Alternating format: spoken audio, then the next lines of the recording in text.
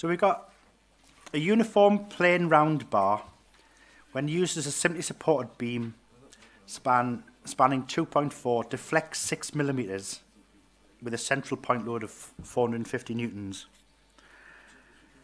Calculate the Euler load for this bar when used as a strut 3 meters long with both ends rigidly fixed. Now, the question is this part here. This is what we're trying to get an answer for. We're trying to find out this PCR. So you just look at your handout at the back, and you know, if you can remember these formulas off the top of your head, then that saves you a couple of seconds.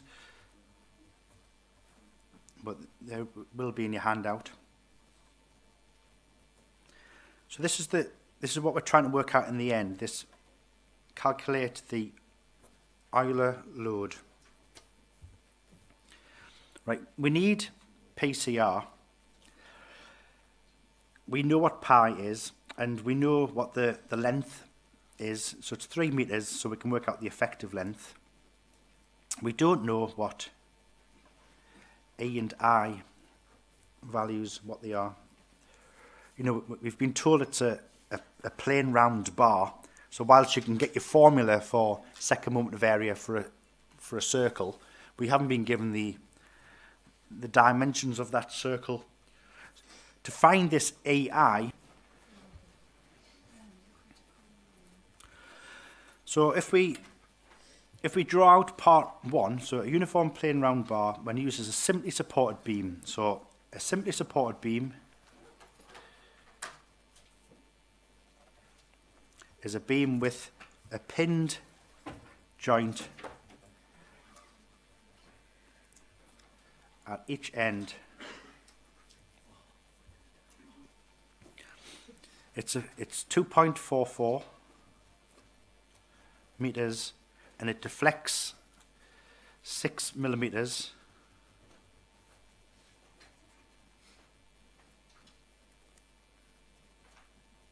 So our deflection is 6 millimeters.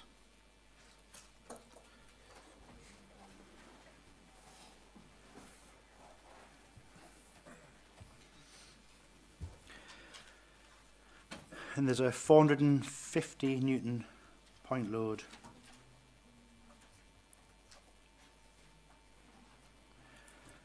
Now you'd have to go to your handout at the back of your, look at the deflection, find the deflection formula for a point load. Let's have a...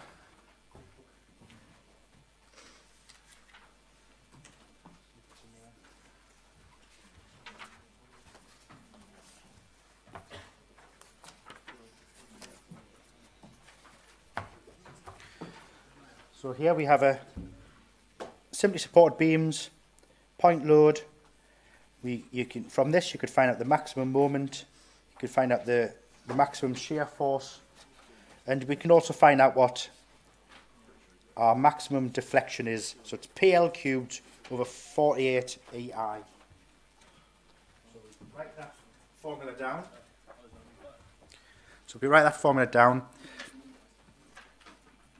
so our deflection is 1 over 48. It was P L cubed over EI.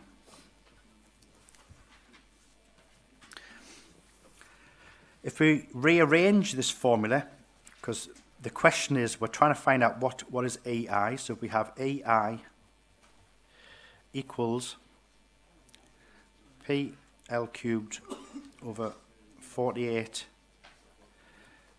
delta, and then we can put those values in.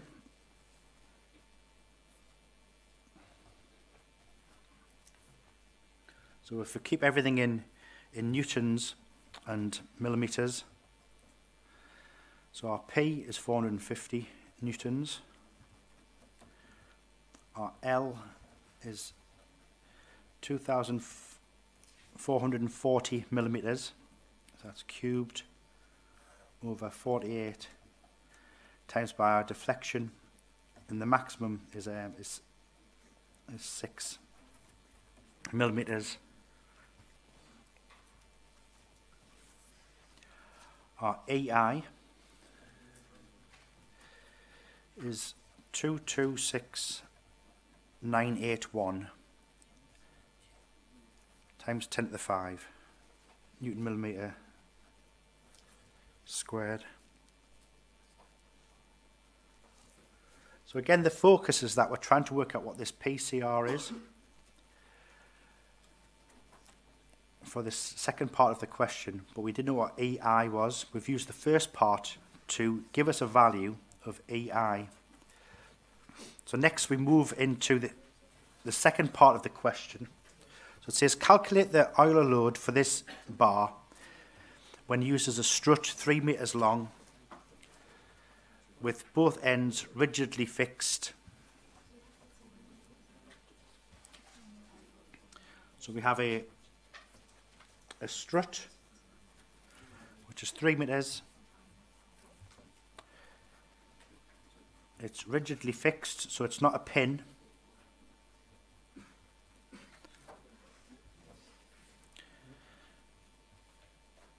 We want to know what's this PCR.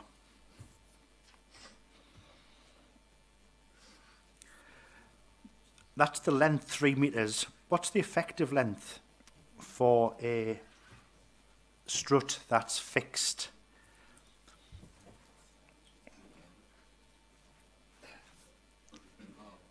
Say again? Is it 2 times? If it was a free end, allowed to sort of freely move around with the load at the top, that's when it'd be 2L. Yeah, so you need to try and figure out from your book which it is. It's 0.5 L. There was 0.5, there was 0.7. That 0.7 is where it was fixed at the bottom and pinned. This is something that you will have to remember or revise or write down somewhere when you're in the exam.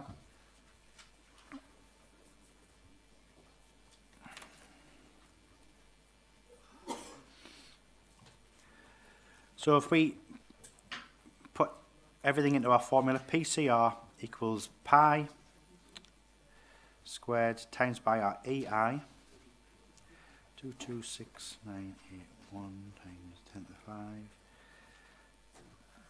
divided by our effective length, which is 0.5,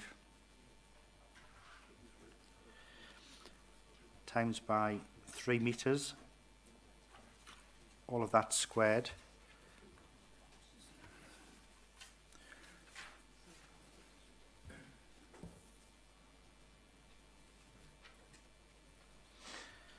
And the answer is 99565 newtons.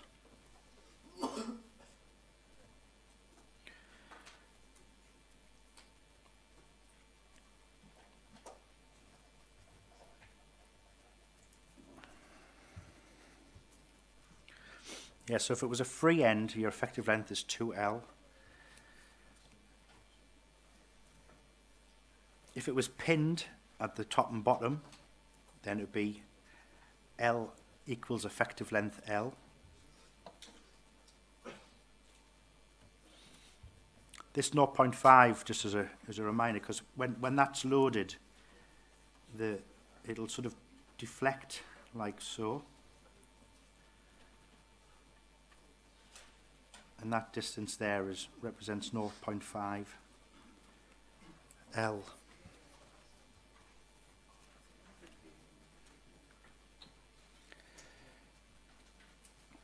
There's not many calcs there for 25 marks. That was like I say, that was the 2009 exam. The difficult part is just getting your head around what you have and what you don't have.